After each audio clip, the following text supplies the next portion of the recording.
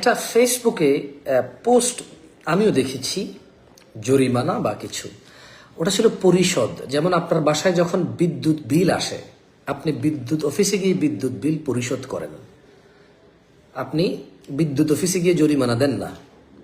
বা বিদ্যুৎ অফিস থেকে যখন কেউ বিল দিতে আসে তখন আপনি বিদ্যুৎ বিল পে করেন, আপনি জরিমানা দেন না। হ্যাঁ, জরিমানা কখন? যখন আপনি ওদের নিয়ম ভঙ্গের কারণে কোনো নিয়ম ভেঙেছেন, অনিয়ম করেছেন, তখন যে পেনাল্টি আসবে সে পেনাল্টি আপনি দিবেন। কিন্তু নিয়ম কি? আপনার বাসায় যখন ইন্টারনেটের বিল আসে আপনি ওই বিল পরিশোধ করেন, আপনি ওই বিল জরিমানা দেন না। কেমন? তো আমি দেখতে পেয়েছি অনেকে গুগলকেও জিজ্ঞেস করেছেন, গুগল যে সোর্স দেখিয়েছে ওই সোর্সে আসলে এনবিআর এর কোন কর্মকর্তা বলেছে এরকম কোনো সোর্স নেই। সো আমি দয়া করে আপনাদের অনুরোধ করব, যারা আপনারা দেখেন ওরকম হবেন না। ডুবে যাওয়া ব্যক্তি খড়কুটা ধরে ভাসতে চায়, কিন্তু খড়কুটা ধরে ভাসা যায় না। তো আপনি যদি আমাকে অপছন্দ করেন, আমাকে দোষারোপ করতে চান, আমার হাজার দোষ আছে। আমি মানুষ না? মানুষ তো আমি। যেহেতু আমি মানুষ, আপনি যদি আমার দোষ ধরতে চান, ইন জেনারেল আমার ত্রুটি বিচ্ছুতি আছে। মানুষ হিসেবে ত্রুটি বিচ্ছুতি মুক্ত তো কেউ নয়, সেই হিসেব চিন্তা করলে। তবে খড়কুটা ধরে যেমন ভাসা যায় না, তেমনি আপনি যদি আমাকে অপছন্দ করে কিছু একটা বলতে চান আজে বাজে, সেই ক্ষেত্রে আপনি খড়কুটার সাহায্যে তো বলার প্রয়োজন নাই। ইন জেনারেলি মানুষ হিসেবে মানুষের ভুল আছে, ত্রুটি আছে। সো আপনি বলতে পারেন, কিন্তু কি বলে এটাকে, ধরেন আমরা কারেন্ট বিল পরিশোধ করি, আমরা ইন্টারনেট বিল পরিশোধ করি, আমরা সেগুলো জরিমানা দেই না। জরিমানা আসলে জরিমানা দিতে হয়। আর যে সোর্স থেকে আপনারা কথা বলতেছেন, আমি ওই সোর্সের নিউজ মানে ওই পোস্ট আমি পড়েছি। ওই পোস্টে আমি দেখতে পেয়েছি যে কোনো মানে দেয়নি। আর একজন আমাদের কাস্টমার, সম্মানিতা কাস্টমার, তিনি অলিভ অয়েল নিয়েছে ঘরের বাজার থেকে। তো অলিভ অয়েলটা ছিল ইটালির। ওটা তো ঘরের বাজারের না, ইটালির, বাংলাদেশের নাম্বার 1 বা টপ 5 ব্র্যান্ডের মধ্যে একটা ব্র্যান্ড বলতে পারেন, ওয়ার্ল্ড ওয়াইড টপ 10 ব্র্যান্ডের মধ্যে একটা ব্র্যান্ড ইটালির। তো এখন তিনি পমিস অয়েল নিয়েছে, মানে রান্না করার অয়েল নিয়েছে। তো উনি এটা এক্সট্রা ভার্জিন না কেন, এই জন্য উনি ঘরের বাজারের উপরে কিছু লেখালেখি করেছে। পরে যখন উনি বুঝতে পেরেছে যে ওনার জানার ঘাটতি ছিল, তিনি আরেকটা পোস্ট করেছে দুঃখ প্রকাশ করে। এটা ওনার ভুল, উনি নিজে বুঝতে পেরে উনি নিজে আরেকটা পোস্ট করেছে দুঃখ প্রকাশ করে। তবে উনি ওনার ওই যে ভুল জ্ঞান থেকে যে ভুল পোস্ট করেছে ঘরের বাজারের বিষয়ে, উনি ওটা ডিলিট করে নাই। কেন করে নাই এর ব্যাখ্যা আমার কাছে নেই, এটা উনি ভালো দিতে পারবে কেন উনি ডিলিট করে নাই। এখন দেখেন, আমি আপনাদেরকে আবারও বলি, আপনি যদি কাউকে খারাপ বলতে চান, মানুষ হিসেবে মানুষের দোষ ত্রুটি আছে। তবে ওই ডুবে যাওয়া ব্যক্তি খড়কুটা ধরে ভাসতে চায়, যে কোনো কিছুর উপরে ভিত্তি করে যখন আপনি বলবেন, আপনি এটা রেসপন্সিবল হবেন। আমরা ঘরের বাজার চেষ্টা করি ভালো কাজ করার, যদি আমাদের ভুল ত্রুটি হয় সেগুলো আমরা সংশোধনের সর্বোচ্চ চেষ্টা করি। আর এদেশের সরকার আলহামদুলিল্লাহ ব্যবসায়ীদের যথাযথ সহযোগিতা করার চেষ্টা করে সর্বোচ্চ।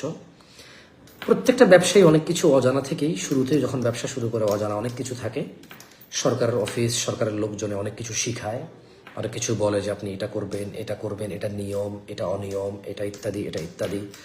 তখন গভর্নমেন্টের যে সংশ্লিষ্ট মানে লোকজন আছে, আপনি যখন চেষ্টা করবেন সব কিছু মেনটেন করে বিজনেস করার, তখন ওনারা অবকাশ দেয়, সময় দেয়, সাহায্য করে, সহযোগিতা করে, চায় যে বিজনেসটা টিকে থাকুক। কেন? বিজনেসটা টিকে থাকলে দেশের মানে লোকজনের কর্মসংস্থা থাকে, তারপরে দেশের লোকজন কাজকর্ম করে, সেখানে অনেক চাকরি বাকরি থাকে।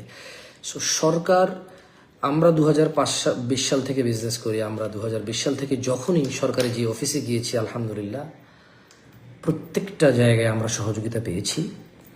আমাদের যতটুকু জানা ছিল না ততটুকু ওনারা সময় দিয়েছে, জানাইছে এবং গাইড করে। ইভেন এখনও অনেক কিছু আমাদের যখন প্রয়োজন হয় বা ওনাদের যখন কিছু জানার প্রয়োজন হয়, তখন সহযোগিতাই পেয়েছি আলহামদুলিল্লাহ।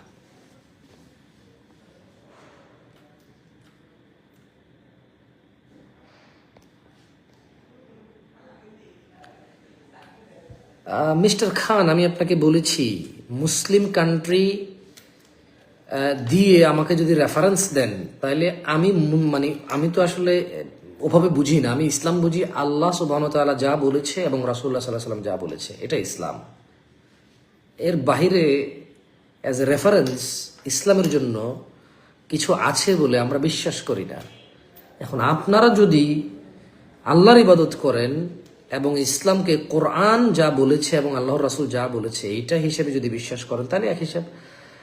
আর যদি আপনারা ইসলামের আরো মানে কোরআন এবং হাদিসের বাইরেও কোনো কিছুকে যদি আপনারা রেফারেন্স হিসেবে নিতে চান, সেই ক্ষেত্রে তো আসলে আমার জানা নেই। আসলে ওটা তো আপনার মানে বিষয়, আপনি কত কিছুর ইবাদত করবেন। আমরা আল্লাহর ইবাদত করি, চেষ্টা করি, আর মানে যতটুকু আমল করা উচিত করা হয় না, যতটুকু অলসতা বা ছুটে যায় আল্লাহর কাছে ক্ষমা চাই। তবে ইসলাম হিসেবে সাব্যস্ত আমাদের কাছে কোরআন এবং হাদিসের বাইরে কোনো রেফারেন্স নাই।